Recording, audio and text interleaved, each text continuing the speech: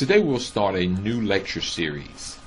In this lecture series, we'll learn about the molecules that make up proteins in living organisms. These molecules are the amino acids. This lecture will be part 1 of the amino acids. There are 20 amino acids, 20 common amino acids found in living organisms. We'll first categorize these amino acids into 3 basic groups. There are about 7 hydrophobic amino acids.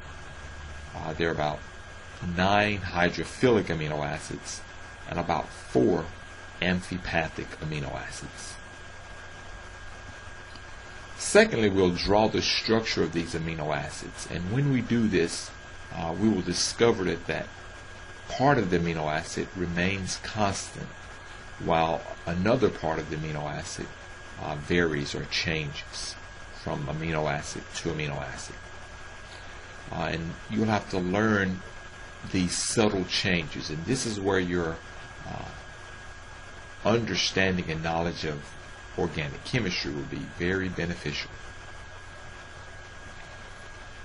We'll finish this series by looking at amino acid derivatives that are found less commonly in organisms and other amino acid derivatives that serve as hormones and neurotransmitters. Enjoy part 1 of the amino acids.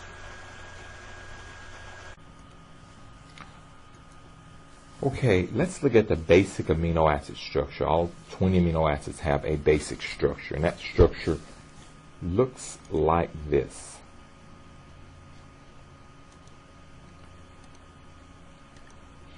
Okay, let's put that here. Okay, there is an amino group here, NH3. And this amino group, actually I want to lower this. I want to just pull that down a little. Oops, I don't have everything. We don't even need to, so let's just grab this here. Okay. So we have our amino group. Attached to the amino group, we're going to have our alpha carbon. Just put a little alpha there with its hydrogen, and attached to the alpha carbon we're going to have our carboxylic acid group, COOH. And so let's just label these. Here we have our amino group, AMINO. Here we have the alpha carbon,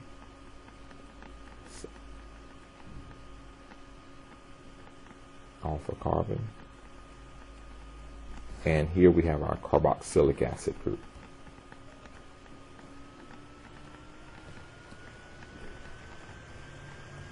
Carboxylic acid group.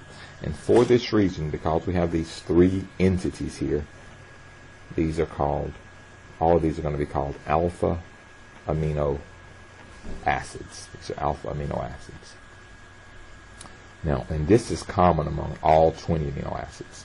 There is one part, however, that does change, and that's this group here, the R group. Let's talk about the parent compound of that R group. The R group, most parent compounds for the R group have a CH3 group, which is a methyl group, a CH2 group, which is a methylene group, and something else attached. Except for glycine, all the other amino acids, you can think about it this way. The alpha carbon attaches to either the methyl carbon on the compound, or it attaches to the methylene carbon on the compound. So the easy way to remember is that all of them, almost all of them, 16 of the alpha carbons are going to attach to a methyl carbon, and only 3 are going to attach to a methylene carbon. And so these 3 Well, let's just identify these. This CH3, a CH3 is called a methyl carbon, and a CH2 is called a methylene. A methylene carbon. And so our three exceptions, if we can just remember the three exceptions, we'll be okay. So our three exceptions are going to be V, I, T. Valine, isoleucine, and threonine. And this is the basic structure of an amino acid. So let's just do a little review here.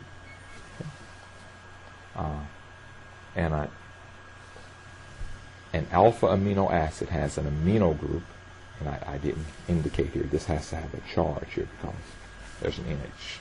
There are 4 points of attachment. It has an amino group, an alpha carbon, and a carboxylic acid group. And so for that reason, all 20 of our amino acids are referred to as alpha amino acids. The only part of an amino acid that changes is the R group.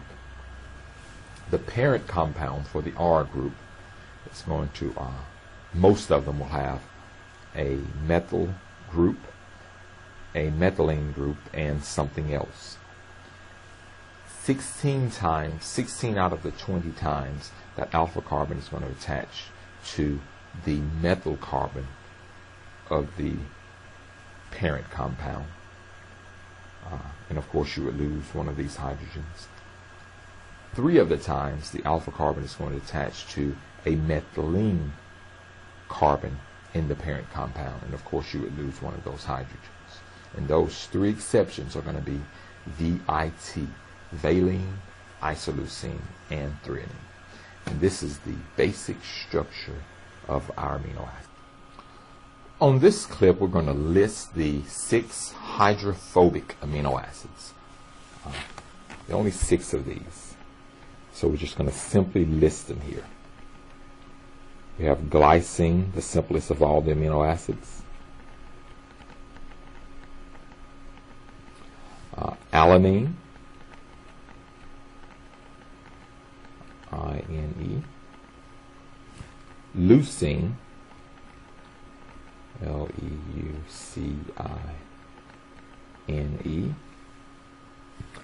Phenylalanine, similar to alanine.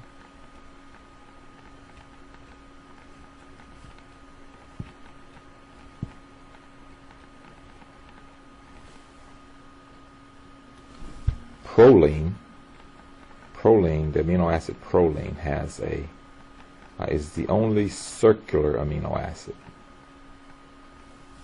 The side chain attaches to 2 points on the basic amino acid structure. And the last 2 hydrophobic amino acids are 2 of our exceptions. They are valine and isoleucine. So these exceptions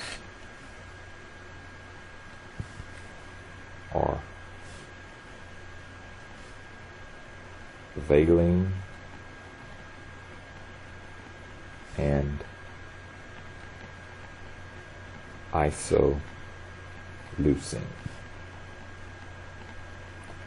Remember, there are 3 amino acids that are exceptions to our methyl attachment rule. Valine and isoleucine, they are hydrophobic. The third one, threonine, is not hydrophobic. And so these are our 7 hydrophobic amino acids. A little review. We have glycine, alanine, leucine, phenylalanine, proline, and 2 of our methyl rule exceptions, or methyl attachment rule exceptions, valine and isoleucine. These are the 7 hydrophobic amino acids. The first amino acid, or the first hydrophobic amino acid for which we will draw the structure, is going to be glycine. Glycine is the simplest of all the amino acids because the R group only contains a hydrogen atom. So let's draw the structure of glycine.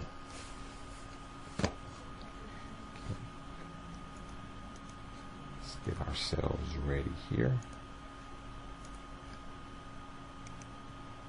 Okay, here we are, glycine. Now glycine has, just like all the other amino acids, glycine has an amino group.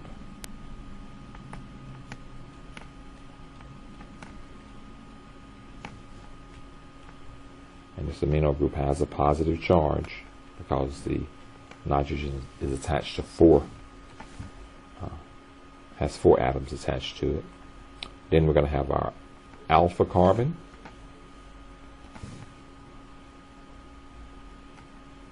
It's our alpha carbon with its hydrogen. And we have our carboxylic acid group. COOH. Now there's not a lot to remember for glycine. You just have to remember that glycine, the simplest of all the amino acids, its R group is simply a hydrogen. So we don't have to remember the methyl attachment rule because there is no methyl group. It's just a hydrogen here. And so this is the amino acid glycine. The next amino acid that we will explore is going to be alanine. And let's get right to its structure. Okay, alanine has an amino group here. Of course, as with all the amino acids, it's going to be protonated. We're going to have our alpha carbon. I'm not going to give these a different color now because I think you know. And we're going to have our carboxylic acid group. And then the R group is going to attach here. Now what I want you to do for alanine is remember the parent compound of the R group. And that parent compound is going to be methane.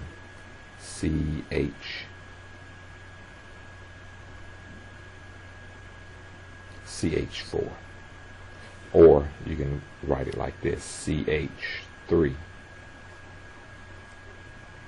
And just remember, the methyl group, the alpha carbon, is going to always attach to the methyl group.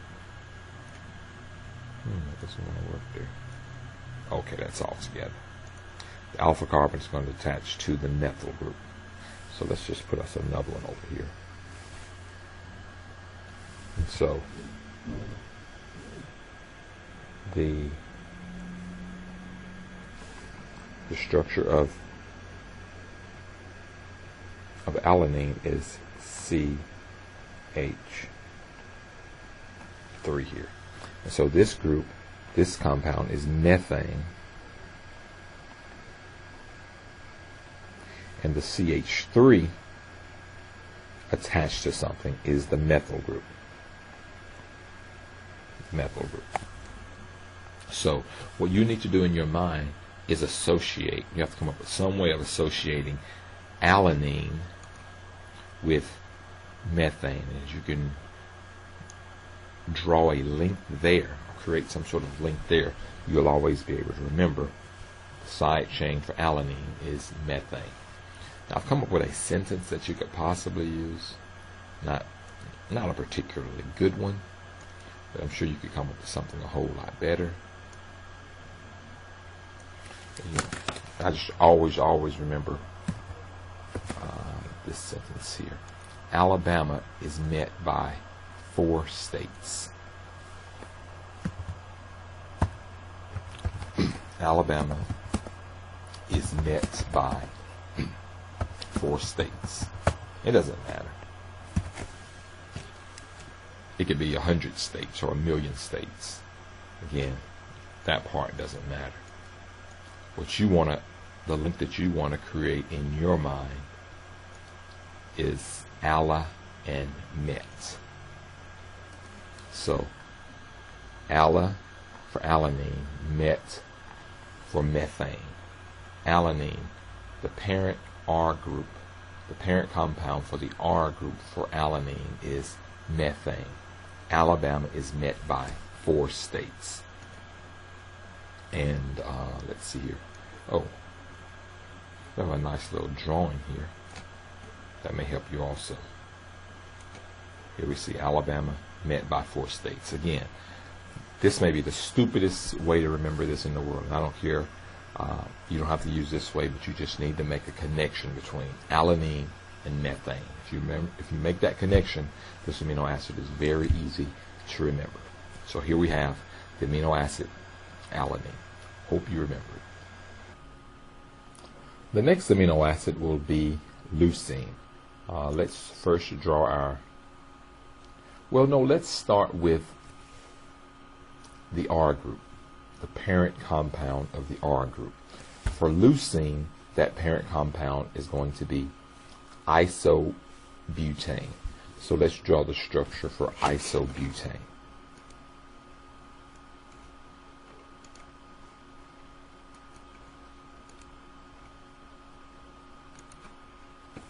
So isobutane, let's draw it here. Isobutane looks like this. CH3, CH,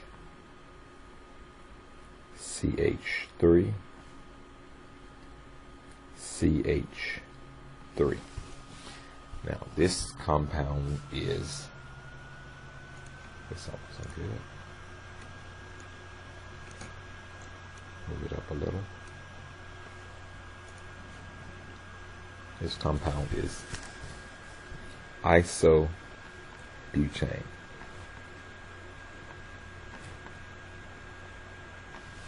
Now isobutane has 3 methyl carbons. 1, 2, 3, and 1 carbon that's not a methyl carbon. It follows the methyl rule, the methyl attachment rule. And so this is the parent compound of the R group. And all 3 of these methyl carbons are equivalent, so it doesn't matter which one it binds to. So the structure of leucine is going to be fairly simple. So let's draw our amino group.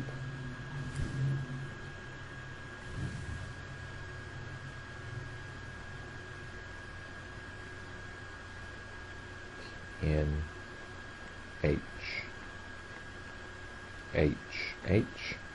our amino group, our alpha carbon here with its H, and our carboxylic acid group. And now all we have to do is attach the isobutyl group. So when we attach one of these methyl carbons, we're going to have to lose one. We're going to have to lose a hydrogen. So CH2, CH, CH3, CH3. And this amino acid drawn here is leucine. Now we have to make the connection in our mind. Leucine has to connect with isobutane. And so I always think of this I think of a scenario. There's this girl named Lucy, and she's at this party, and she's a wallflower, and so she isolates herself. So I just remember the sentence: Lucy isolated herself. And so Lucy iso, because there's no other parent compound that has iso in it. So let's put that sentence here.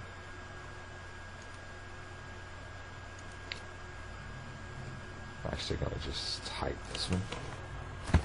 Lucy, let's get a good color. Lucy isolated. Let's do it this way. Lucy isolated herself. Okay. Then we can enlarge this. And so if you can remember this sentence, Lucy isolated herself, then you'll have no problem remembering that leucine is associated with isobutane.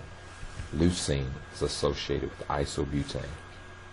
So the amino acid leucine has as its parent R group isobutane. So it has the isobutyl group. Lucy isolated herself. This is leucine. I hope you can remember it. The next amino acid is going to be phenylalanine. This amino acid structure is going to be pretty simple if you know alanine. because all you have to do is add a phenyl group to alanine to get phenylalanine. Now I have to explain to you what a phenyl group is. Let's draw here. Let's see if this is going to work. Okay, this here is going to be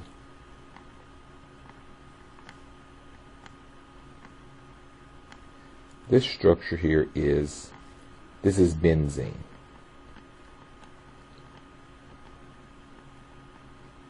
This is benzene. Now if we take benzene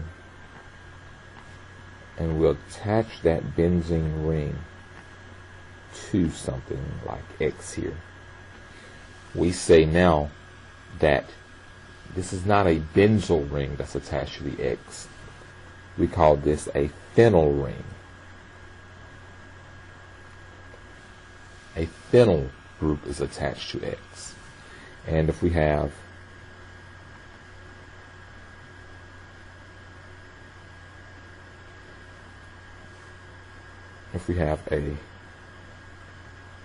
another methyl group attached to benzene,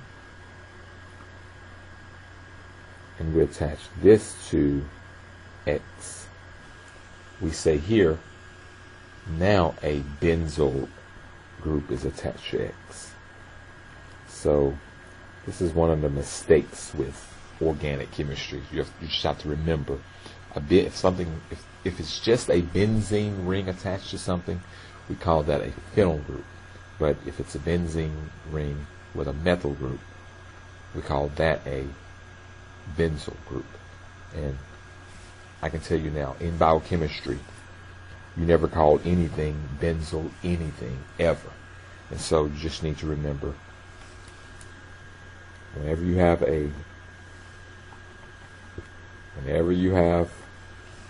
a benzene ring attached to something in biochemistry, we'll always call that a phenyl group. So now let's draw the amino acid. Which one is going to be? The amino acid phenylalanine. Okay, really simple. N H H. I'm just going to draw alanine first. C H C O O H, and this is CH3. This is alanine, and all we have to do now is change this to 2, and now add our phenyl ring.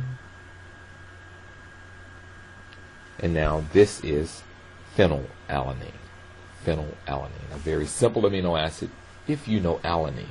And you have to remember, for alanine, Alabama is met by 4 states. If you remember that, you'll know, okay, alanine has a methyl group. And all you have to do is add a phenyl ring to that methyl group, and you will get the amino acid phenylalanine, our 4th hydrophobic amino acid. The next amino acid is going to be proline. This amino acid is going to be pretty easy to remember because the name of the amino acid tells you what the parent group of the R chain is going to be, what the parent compound of the R group is going to be. Proline has the parent compound, is attached to the parent compound propane. So pro. That's easy to remember. So let's just first see what propane looks like. Propane is simply a 3-carbon alkane. CH3, CH2, CH3. And this is propane. And this is propane. And now let's attach propane to our amino acid. So let's draw our amino acid here. there's a little trick to proline, so we'll talk about that in just a second. So we're going to have N, H, H, H. Then we're going to have our alpha carbon with its hydrogen and the carboxylic acid group. Now, if you look at propane, let's see if I can even, I don't know if I can grab that. Okay, I can't grab that. But I can grab the whole thing, I think. Okay. And let's put here our group. Now, propane follows the methyl attachment rule. So we know that with propane, the alpha carbon is going to attach. It gets attached to, there are two methyl groups though, but they're equivalent. So it could attach to either one of them. It could attach to this methyl group or this methyl group, but it doesn't attach to the methylene carbon. So because proline follows the methyl attachment rule. Okay. And so let us now attach propane to this amino acid. So we're going to have, I'm going to draw it backwards. CH3, CH2, and CH3. And so, if we didn't do anything else, this would be our attachment. However, proline is a very special amino acid. It's the only amino acid that cyclizes itself. It attaches to the basic amino acid structure in two places. It attaches at the alpha carbon, and it also attaches here. This attaches here. And so what we do here, we're going to lose this, we're going to lose this and this. And now that's going to become CH2.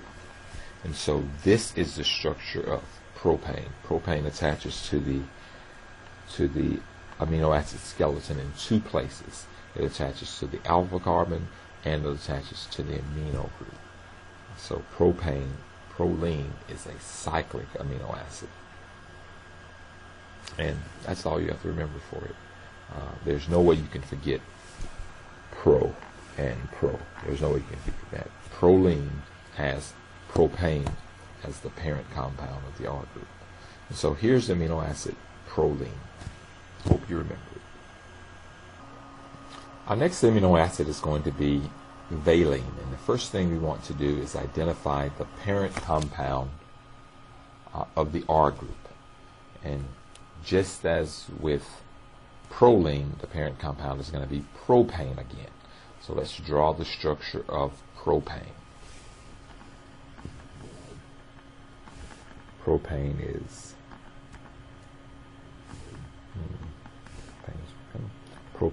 is CH3, CH2, CH3, and this is propane.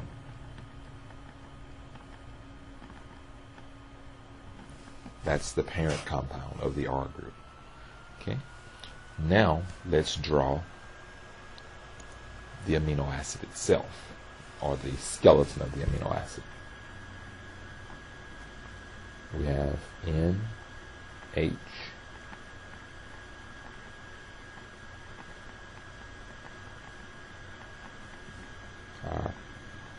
the alpha carbon, and the carboxylic acid group. And attached to this alpha carbon, we're going to have propane attached here to make valine. Now, this is one of our exceptions. There are three exceptions to the methyl attachment rule: valine, isoleucine, and threonine. And valine is one of these three. So let's do this. I'm going to grab this because I need to be able to, I'm just going to get this over here because I want to be able to delete propane here. Now, with this structure here, okay, put it here just out of the way. You can either the alpha carbon can attach to this methyl group, it can attach to this methylene group, or it can attach to this methyl group. But the first methyl group and the last methyl group, they're the same. However, this amino acid defies the methyl attachment rule, so it doesn't attach to a methyl carbon. It attaches to a methylene carbon. So what's going to happen here, the attachment is going to be here. So when that attachment occurs, we're going to lose one of these hydrogens here, and now this structure is the amino acid. This is the amino acid valine. You just have to remember, valine is one of the exceptions, VIT. But now what we need to do in our mind is create a relationship between valine and propane. Because once we get that, the amino acid is easy. And so let me give you the one that I've come up with. I'll put it right here. Let's see here. Valentine's Day promotes relationships. That's a good one. Valentine's Day promotes relationships. That's a pretty good statement. Valentine's Day promotes relationships. So let's get rid of all of this. Let's ignore all of the spelling, so that won't affect anything. So here we have Valentine's Day promotes relationship. And so what we'll do here, let's get a good color. And so val will help us to remember valine, and pro will help us to remember propane. So if you can remember this statement, you'll always associate valine with propane. You'll never miss its structure. And this is the amino acid valine, one of our exceptions. Remember, there are three. Let's put this here. There are three exceptions: V, I, and T. These are our three methyl rule attachment exceptions: V, I, and T. And valine, of course, is one of these exceptions. So here it is, the amino acid valine.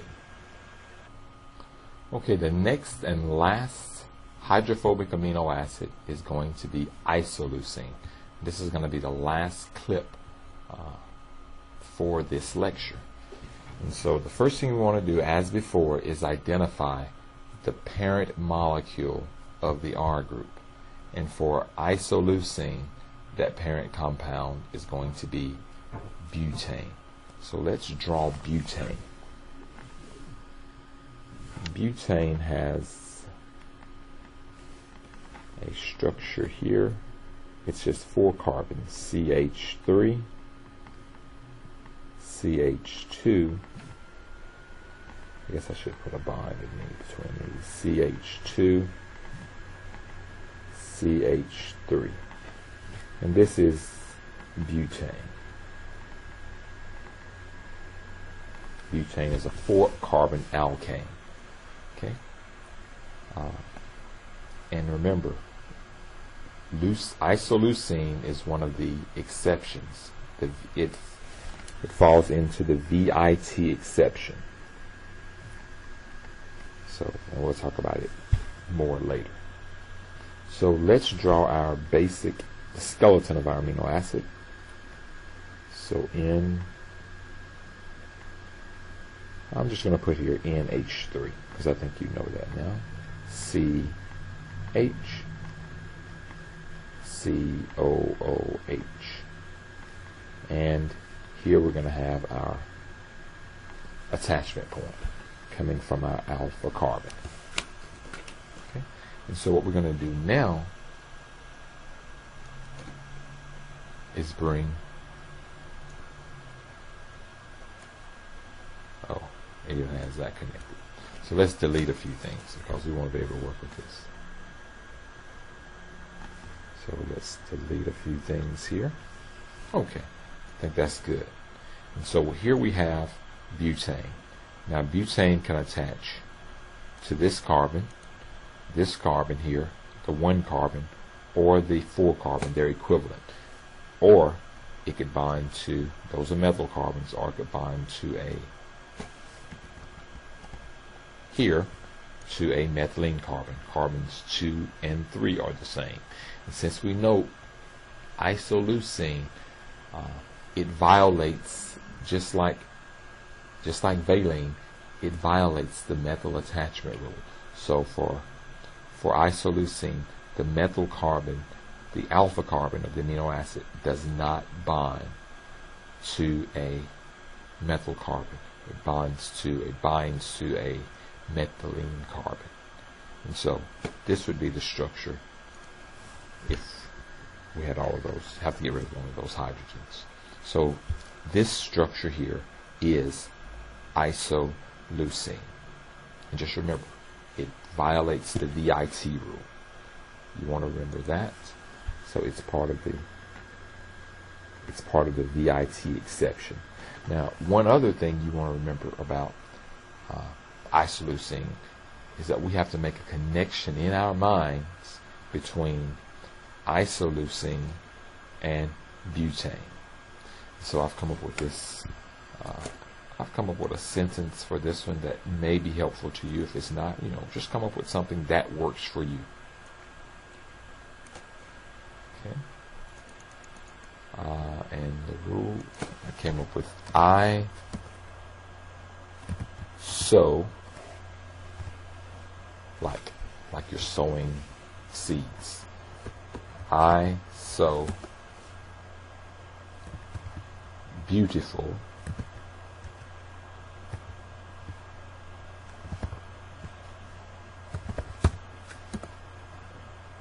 plant seeds. It doesn't matter. Plant seeds. Okay. And this is, if you can remember this sentence, it'll help you create a relationship in your mind, or an association in your mind, between iso and butane. Iso and butane. And so if you can remember this, iso is the amino acid, isoleucine. That's the only amino acid that starts with iso. And butane. Butane is the parent compound of the R group. And so if you can create that association in your mind, iso and bute, iso, beautiful plant seeds, then you'll have a relationship between isoleucine and butane, and you'll never forget the structure of isoleucine. And this is the last of our 7 hydrophobic amino acids, isoleucine, and I hope they all make sense to you. I'm not going to do a review because you can just watch the video again, and hopefully I didn't make a whole lot of mistakes, but inevitably you will make some. And so this is the final amino acid, isoleucine. Hope you remember them all.